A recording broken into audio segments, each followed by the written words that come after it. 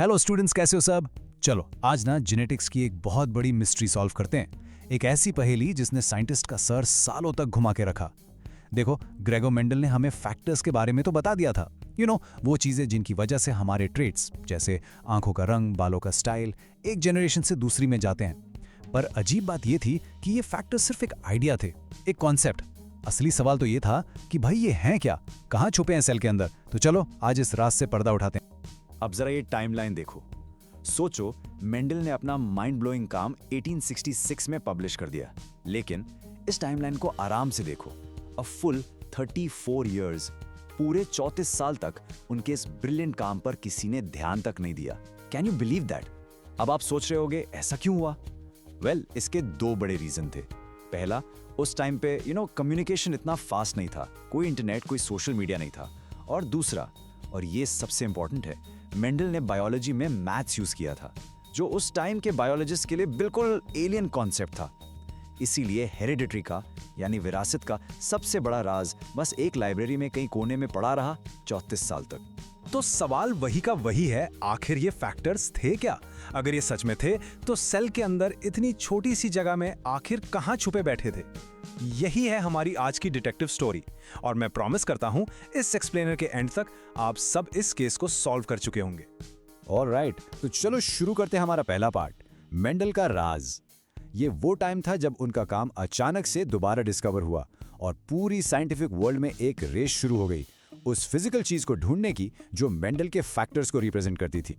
देखो, साल 1900 तक आते आते ना सीन पूरा बदल चुका था। टेक्नोलॉजी ने एक बहुत बड़ी छलांग लगाई थी। साइंटिस्ट के पास अब आ गए थे पावरफुल माइक्रोस्कोप्स, जिससे वो सेल के न्यूक्लियस के अंदर झांक सकते थे। पता है उन्होंने क्या देखा?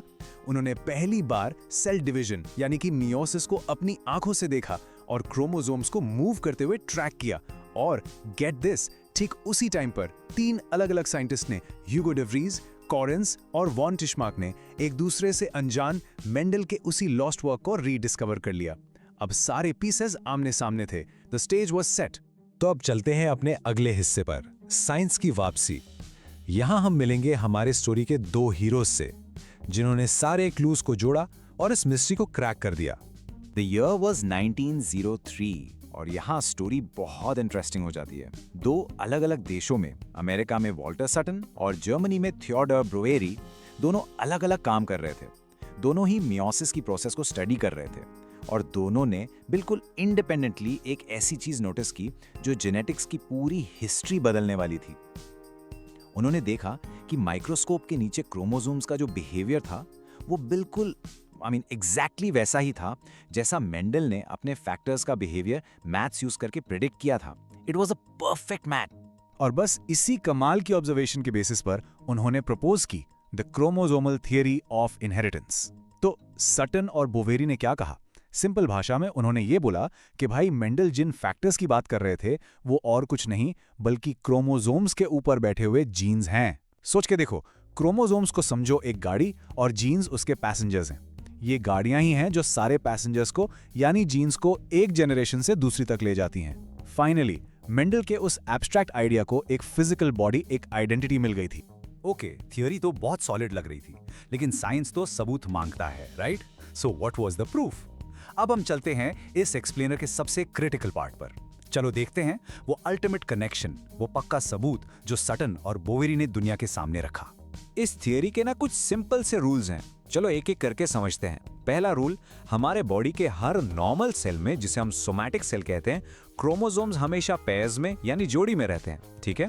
अब दूसरा रूल, जब गैमीट्स बनते हैं, स्पर्म या एग, तो ये होमोलोगस क्रोमोसोम्स की जोड़ी अलग हो जाती है। इस प्रोसेस को कहते हैं सेग्रीगेशन। सिंपल। तीसरा रूल, हर गैमीट को हर जोड़ी से सिर्फ एक ही क्रोमोसोम मिलता है, ओनली 1, इसलिए हम गैमीट्स को हैप्लॉइड कहते हैं, यानी उनमें सिंगल सेट होता है। और आखिरी चौथा रूल, जब फर्टिलाइजेशन होता है तो स्पर्म और एग मिलकर इस जोड़ी को फिर से कंप्लीट कर देते हैं और इससे डिप्लॉयड कंडीशन यानी डबल सेट वापस आ जाती है। Simple, right? ऑलराइट, अब आते हैं इस टॉपिक की सबसे इंपॉर्टेंट स्लाइड पर। मैं आपसे रिक्वेस्ट करूंगा इसको बहुत ध्यान से देखना, ये आपके एग्जाम्स के लिए एब्सोल्युटली क्रूशियल है। यहाँ हम साइड बाय साइड कंपेयर करेंगे कि जीन्स का बिहेवियर और क्रोमोसोम्स का बिहेवियर कितना पैरेलल है, कितना सेम है। रेडी? यही है इस थ्योरी का हार्ट, यही है सबसे बड़ा प्रूफ। इस टेबल को आराम से देखो। रो नंबर 1 अकरेंस। मेंडल ने क्या कहा था? जीन्स पेयर्स में होते हैं, और माइक्रोस्कोप के नीचे क्या दिखा? क्रोमोसोम्स भी पेयर्स में होते हैं। चेक, बिल्कुल मैच। चलो सेकंड रो सेग्रीगेशन। मेंडल ने कहा गैमीट बनते टाइम ये अलग अलग हो जाते हैं, और साइंटिस्ट ने लाइव देखा कि मियोसिस में क्रोमोसोम्स भी अलग अलग हो जाते हैं। Check, perfect match. अब third row independent assortment. Mendel ने कहा कि एक पेयर का सेग्रीगेशन दूसरे पर डिपेंड नहीं करता। And guess what? क्रोमोसोम्स का बिहेवियर भी बिल्कुल वैसा ही ऑब्जर्व हुआ। देखा आपने, जो बिहेवियर मेंडल ने सिर्फ पेन पेपर और मैथ से प्रेडिक्ट किया था, वही एग्जैक्ट बिहेवियर साइंटिस्ट ने माइक्रोस्कोप के नीचे लाइव देखा। This was the ultimate justification.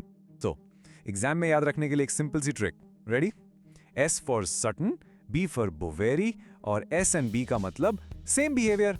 Simple है ना? किसका सेम बिहेवियर? जीन्स का और क्रोमोसोम्स का। बस ये याद रख लो, आप इस थ्योरी का मेन पॉइंट कभी नहीं भूलेंगे। चलो अब अपनी स्टोरी के आखिरी पड़ाव पर चलते हैं, थियरी से सच तक। अभी तक ये एक ब्रिलियंट थियरी थी, लेकिन इसको एक रॉक सॉलिड साइंटिफिक फैक्ट का स्टेटस कैसे मिला? Let's find out. देखो, सटन और बोवेरी ने तो नींव रख दी थी, लेकिन इस पर आखिरी मोहर लगाई एक American scientist Thomas Hunt Morgan ने। उन्होंने फ्रूट फ्लाइज यानी कि ड्रोसोफिला पर सालों तक एक्सपेरिमेंट्स किए, और उनके काम ने, उनके रिजल्ट्स ने इस क्रोमोसोमल थियरी ऑफ इनहेरिटेंस को 100% कंफर्म कर दिया। मॉर्गन के काम के बाद ये सिर्फ एक थियरी नहीं रही, ये एक एस्टैब्लिश्ड साइंटिफिक फैक्ट बन गया। तो इस पूरी कहानी का, इस पूरी थियरी का मतलब क्या है? Why does it matter? ये इसलिए मैटर करता है क्योंकि ये हमें बताता है कि हमारे पेरेंट्स और हमारे बीच का जो फिजिकल लिंक है, यानी स्पर्म और एग, उनके अंदर ही क्रोमोसोम्स हैं। और ये क्रोमोसोम्स ही हैं वो डिलीवरी ट्रक्स, वो फिजिकल ब्रिज जो सारी हेरिडिटरी इंफॉर्मेशन को एक जनरेशन से दूसरी तक लाते हैं। सोचो, आपकी आंखों का रंग, आपके बालों का टेक्सचर, आपकी हाइट, सब कुछ इन्हीं क्रोमोसोम्स के जरिए आप तक पहुंचाए। It's literally the bridge that connects you to all your ancestors. Okay, theory तो समझ ली, अब प्रैक्टिस टाइम। चलो एक रियल एग्जाम क्वेश्चन देखते हैं जो इस टॉपिक से बहुत बार पूछा जाता है। Explain the chromosomal theory of inheritance. अब मैं आपको बताऊंगा इसका एक परफेक्ट आंसर कैसे लिखना है। अगर ये क्वेश्चन एग्जाम में आए तो बस ये 5 पॉइंट्स लिख देना, फुल मार्क्स पक्के हैं। रेडी? स्टेप 1, लिखो कि ये थ्योरी 1903 में सटन और बोवेरी ने प्रपोज की थी। सिंपल। स्टेप 2, डिफाइन करो कि क्रोमोसोम्स ही जीन्स के कैरियर्स हैं, ये फिजिकल व्हीकल हैं। स्टेप 3, एक्सप्लेन करो कि क्रोमोसोम्स और जीन्स दोनों डिप्लॉयड सेल्स में पेयर्स में होते हैं। स्टेप 4, डिस्क्राइब करो कि मियोसिस के टाइम दोनों सेग्रीगेट होते हैं, जिससे हैप्लॉइड गैमीट्स बनते हैं। एंड फाइनली स्टेप 5, कंक्लूड करो कि फर्टिलाइजेशन से डिप्लॉयड स्टेट रिस्टोर हो जाती है, जिसमें दोनों पेरेंट्स से ट्रेट्स आते हैं। बस ये 5 पॉइंट्स लिख दो, आपका आंसर परफेक्ट हो जाएगा। तो आज हमने मिलकर मेंडल के फैक्टर्स का राज सॉल्व कर ही लिया। वो मिस्टीरियस फैक्टर्स और कुछ नहीं, हमारे क्रोमोसोम्स पर बैठे हुए जीन्स ही हैं।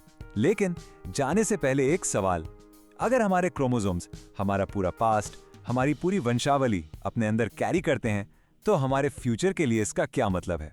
सोचना इस बारे में। नेक्स्ट एक्सप्लेनर में मिलते हैं। तब तक कीप लर्निंग।